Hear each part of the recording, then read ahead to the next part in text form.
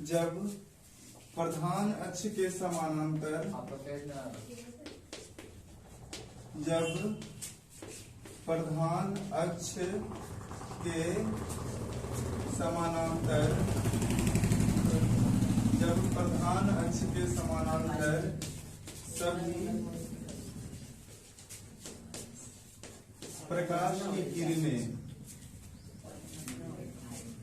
सभी प्रकाश की किरणें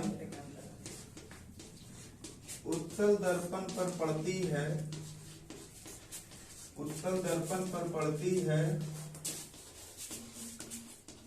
तो वे सभी किरणें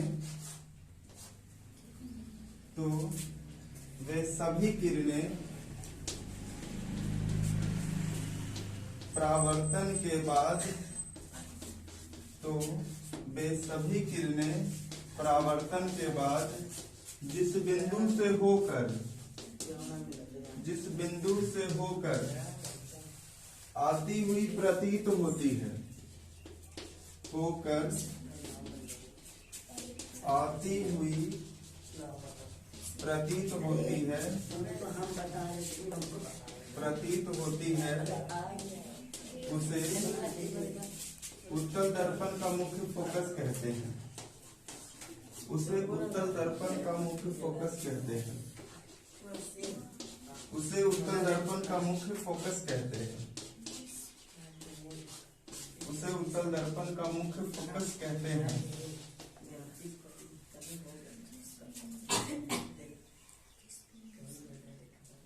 परीक्षा में यह सवाल कभी 2 अंक या 3 अंक में पूछा जाता है।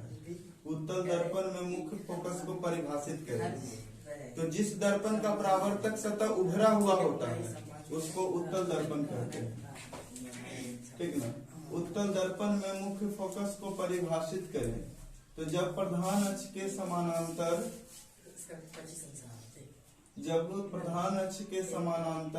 सभी प्रकाश की किरणें उत्तल दर्पण पर पड़ती है तो वे सभी किरणें परावर्तन के बाद जिस बिंदु से होकर आती हुई प्रतीत होती है उसे उत्तल दर्पण का मुख्य फोकस कहते हैं।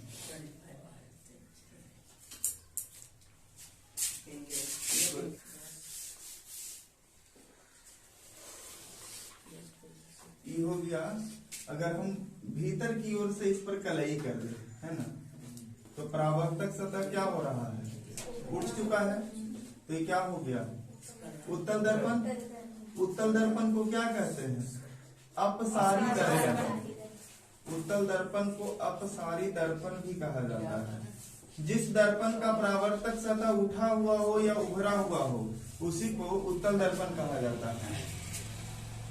माना कि M' कोई उत्तल दर्पण है, इसका वक्रता केंद्र C यहाँ पे होगा, वक्रता केंद्र C यहाँ पे और दर्पण का ध्रुव यहाँ पे है ना।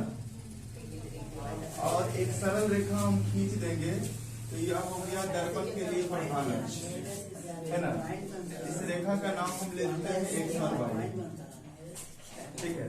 XY प्रधान अक्ष हो गया। तो अगर कोई प्रकाश की किरण दर्पण पर पड़ती है और थोड़ा सा नीचे से करते हैं और यह प्रकाश की किरण प्रधान अक्ष के समानांतर है तो परावर्तन के बाद क्या होगा, यह लौटेगी, ठीक ना। परावर्तन के बाद यह लौटेगी, इस तरह से लौट जाएगी। लेकिन हमको लगेगा ना कि यह मुख्य फोकस से हो करके आ रहा है, ठीक ना। यही चीज अवतल दर्पण का मुख्य फोकस अवतल दर्पण का मुख्य फोकस जो है वास्तविक होता है। ऑब्जेक्टिव में क्वेश्चन आएगा कि अवतल दर्पण का फोकस मुख्य फोकस होता है वास्तविक कि काल्पनिक कि दोनों, इनमें से कोई नहीं। तो अवतल दर्पण का मुख्य फोकस देखोगे चित्र में पीछे हम कर लिखाए हैं कि अवतल दर्पण के मुख्य फोकस को परिभाषित करें तो वहां पे असलियत में एकदम से परावर्तन होता तो परावर्तन के बाद प्रकाश की किरण मुख्य फोकस से होकर के गुजरती है। यहाँ पे क्या हो रहा है कि जब कोई प्रकाश की किरण इस तरह से दर्पण पर पड़ती है, शर्त यह है कि प्रकाश की किरण प्रधान अक्ष के समानांतर होना चाहिए, तो परावर्तन होगा। अब परावर्तन के बाद ये इस तरह से लौटेगी, लेकिन हमको क्या लगेगा कि यह मुख्य फोकस से लौट करके आ रही है। देखो मुख्य फोकस से होकर आती हुई प्रतीत होती है। इसके पीछे लैंग्वेज में हम लिखेंगे। अच्छा, एक और प्रकाश की किरण लेते हैं। यह भी प्रधान अक्ष के समानांतर है। परावर्तन के बाद यह इस तरह से लौट जाएगी, लेकिन हमको क्या लगेगा कि यह मुख्य फोकस से हो कर क्या आ रही है। बोलो, समझे? यह मुख्य फोकस से हो करके आ रही है इस तरह से। उत्तल दर्पण का मुख्य फोकस काल्पनिक होता है, अवतल दर्पण का मुख्य फोकस वास्तविक होता है। उत्तल दर्पण को अभिसारी दर्पण कहते हैं। क्यों? क्योंकि सभी प्रकाश की किरणें परावर्तन के बाद उत्तल को सारी कहते हैं, अवतल को उल्टा हम बोल दिए है ना। अवतल दर्पण को अभिसारी दर्पण कहते हैं और उत्तल दर्पण को अपसारी दर्पण, है ना। उत्तल दर्पण को अपसारी दर्पण कहा जाता है, अपसारी दर्पण, और अवतल दर्पण को अभिसारी दर्पण कहते हैं। इसके बाद हम इस सवाल लेंगे, अभिसारी दर्पण इसको कहते हैं। अच्छा, उसके अलावा उत्तल दर्पण का मुख्य फोकस काल्पनिक होता है और अवतल दर्पण का मुख्य फोकस वास्तविक होता है। उत्तल दर्पण का मुख्य फोकस काल्पनिक होता है,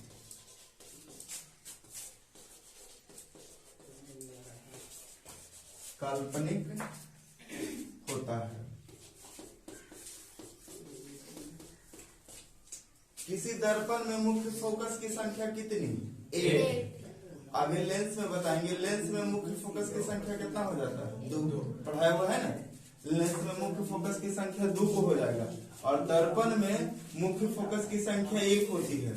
और यहाँ देखो, परावर्तन जैसी होता है तो परावर्तन के बाद ही लौटेगी, क्योंकि कांच क्या, दर्पण क्या हो गया? दर्पण अपारदर्शी होता है। अपारदर्शी होने के कारण प्रकाश की किरण तो उसको पार कर नहीं सकता है, तो जैसे ही टकराता है तो टकरा करके लौटेगा, लेकिन हमको क्या लगेगा कि मुख्य फोकस से हो करके लौट रही है। ठीक है, यहाँ भी प्रकाश का परावर्तन होगा, लेकिन लगेगा कि अब जो किरण है कहाँ से लौट रही है? मुख्य फोकस से हो करके। ठीक है, इसको नोट कर लो।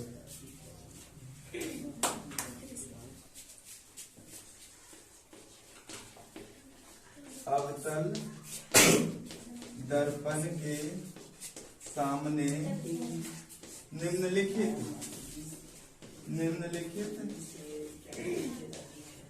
6 स्थानों पर,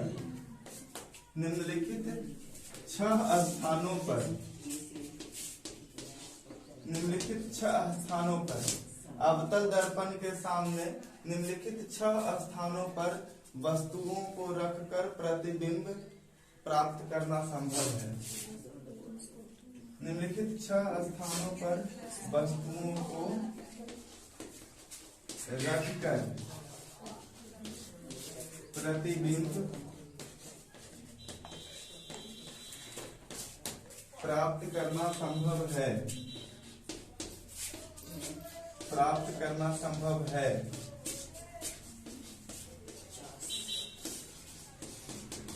संभव है, ठीक है।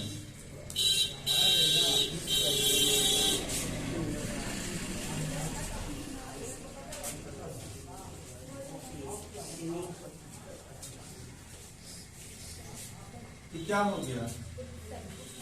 उत्तल दर्पण की गलती हम कर दी, बाहर की तरफ से इसको कलाई करना देता है ना, अवतल होगा।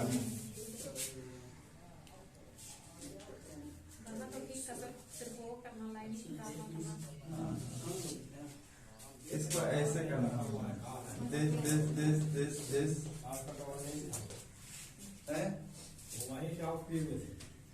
है। तो कहाँ है जो नया कटल है?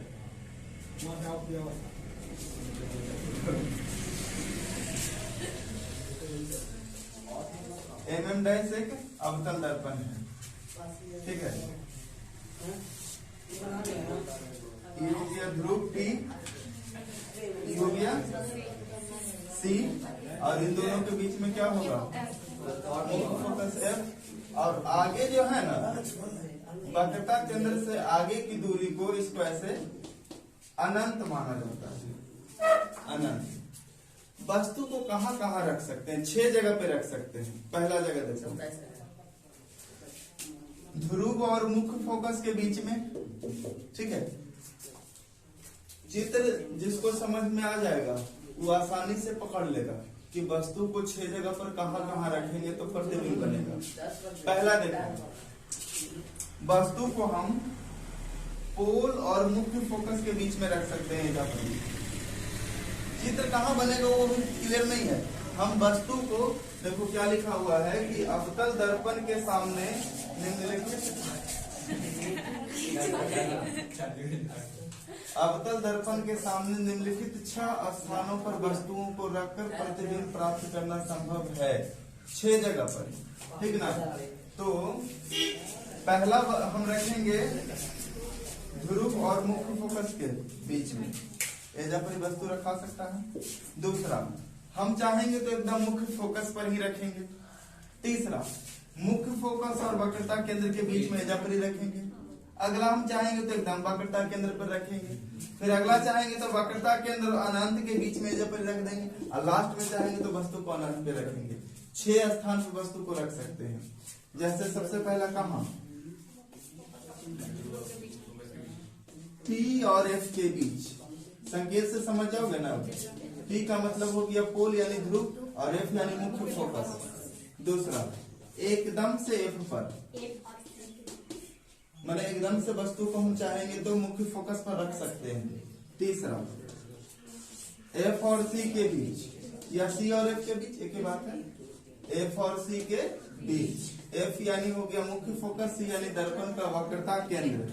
चौथा, एकदम से C पर वस्तु को हम वक्रता केंद्र पर रख सकते हैं। अब पांचवा, एकदम से वस्तु को हम चाहें तो C और अनंत के बीच, C और अनंत के बीच। हाँ, और लास्ट छठा, अनंत पर। इसका मतलब क्या होता है? अनंत। इन 6 स्थानों पर हम वस्तुओं को रख सकते हैं। 6 स्थान पर।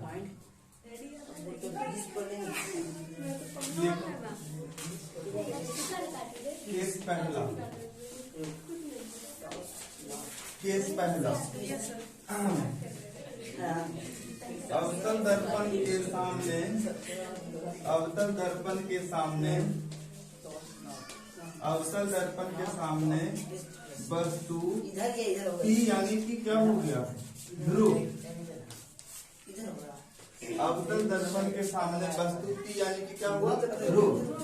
और मुख्य फोकस F, मुख्य फोकस F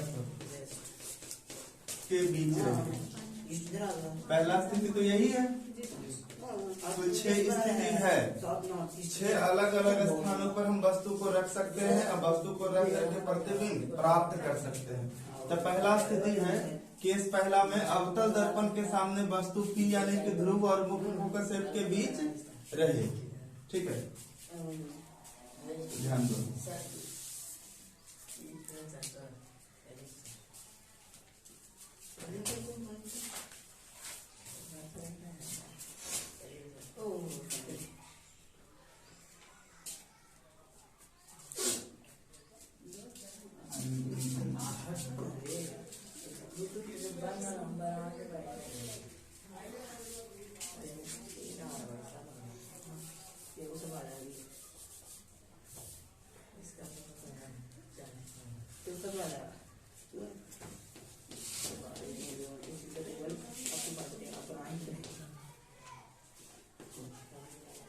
यह क्या है?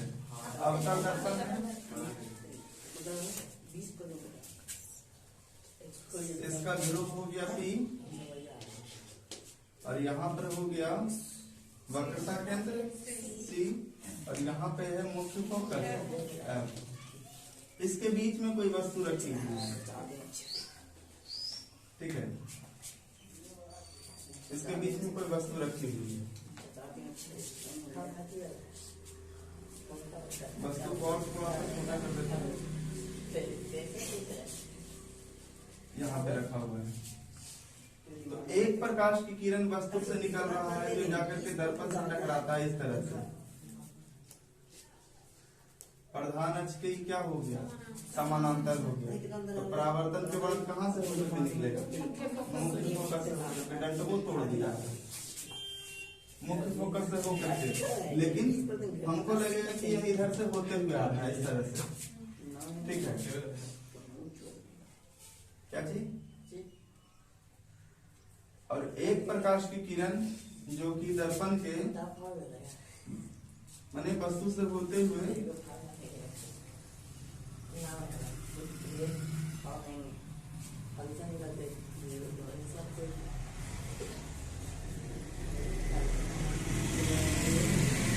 प्रतिबिंब को प्राप्त करने के लिए कम से कम दो बिंदुओं को मतलब दो रेखाओं को एक स्थान पे लेकर के दिखाना जरूरी है।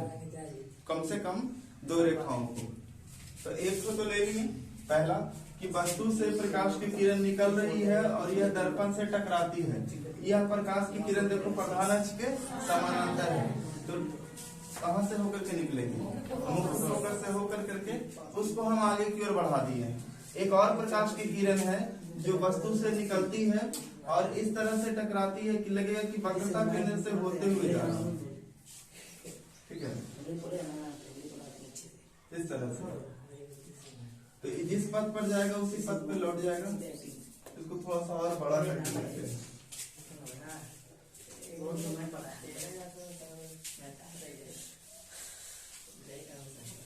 असली खेल अब चालू हुआ है।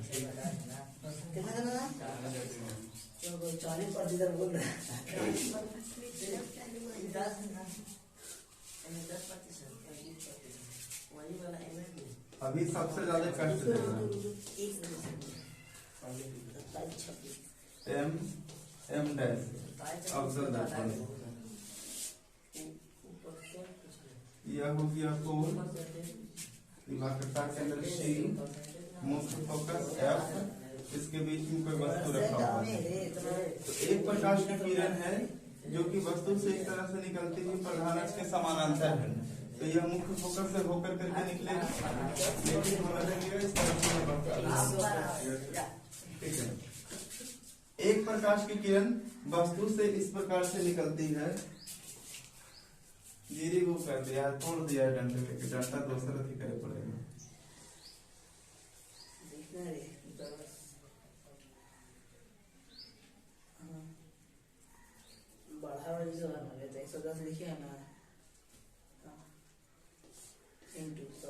हाँ, एक प्रकाश की किरण जो है वो इस प्रकार से है कि देखोगे यहाँ से होकर करके दर्पण पर पड़ रहा है, तो जिस पथ पर जाएगा उसी पथ पर लौटेगा, क्योंकि कहाँ से है, वक्रता केंद्र से है। इसको आगे की तरफ बढ़ाएंगे तो यह आगे की तरफ बढ़ से जाकर यहाँ पे जाके काट देगा। यहीं पर वस्तु का प्रतिबिंब बनेगा। और कैसा बनेगा, आभासी बनेगा, क्योंकि दर्पण से पीछे चल गया, दर्पण से पीछे चल गया।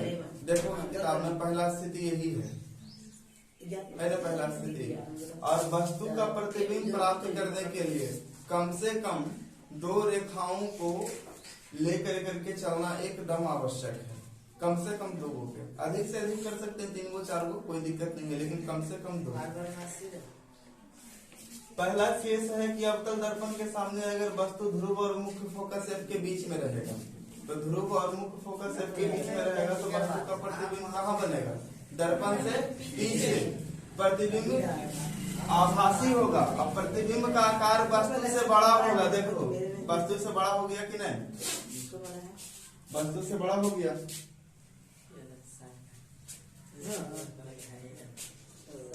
इस स्थिति में इसी कारण कह रहे थे कि कम से कम 2-3 तरह के पेन लेकर के चलना आवश्यक है। जैसे वस्तु को ब्लू रंग से दिखा देते इधर भी, तो वस्तु को ब्लू रंग से इधर भी। ठीक है, अच्छा, जो प्रकाश की किरण वस्तु से निकल रही है उसको किसी दूसरे किरण से अपरावर्तित होकर के जो लौट रही है उसको दूसरे किरण से, और दर्पण का पूरा जो सिस्टम है, यानी दर्पण, दर्पण का ध्रुव, मुख्य फोकस, वक्रता केंद्र, इसको किसी और रंग से तो बाद में समझने में सहूलियत होता है। ठीक है, अभी के लिए नहीं, बाद के लिए जरूरी रहेगा। इस स्थिति में वस्तु का प्रतिबिंब दर्पण के पीछे बनता है, दर्पण के पीछे बनता है। प्रतिबिंब की प्रकृति आभासी होगी, ठीक ना। प्रतिबिंब की प्रकृति क्या होगी? आभासी होगी, आभासी होगी। और प्रतिबिंब का आकार वस्तु से बड़ा होगा, प्रतिबिंब का आकार वस्तु से बड़ा होगा। यहाँ से देखो, अगर पूरा थ्योरी पढ़ लोगे तो ऑब्जेक्टिव के लिए तुमको सोचना ही पड़ेगा। पहले पीछे हम क्या लिखा चुके हैं कि अवतल दर्पण में दोनों तरह के प्रतिबिंब का बनना संभव है, आभासी प्रतिबिंब भी और वास्तविक प्रतिबिंब। देखो आभासी बन गया कि नहीं, कुछ केस में वास्तविक प्रतिबिंब बनेगा और कुछ में आभासी प्रतिबिंब बनेगा। अच्छा, आभासी प्रतिबिंब केवल यही एक स्थिति में बनवे करता है। परीक्षा में तुमको क्वेश्चन ऐसे करके पूछ देता है कि किस स्थिति में अवतल दर्पण के सामने वस्तु को रखने पर आभासी प्रतिबिंब प्राप्त होगा। केवल वस्तु अगर ध्रुव और मुख्य फोकस एक के बीच में रहेगा तभी, ऐसे नहीं संभव है। ठीक है, अगर वस्तु मुख्य फोकस F और ध्रुव के बीच में रहेगा तो ठीक है। इसमें जितना सारा ऑब्जेक्टिव है उसको लेकर करके हम एक बार डिस्कस कर देंगे। ठीक है, जितना सारा ऑब्जेक्टिव है ना उसको बना कर करके हम डिस्कस कर देंगे पूरा कि किस तरह से ऑब्जेक्टिव प्रश्न परीक्षा में पूछा जाता है।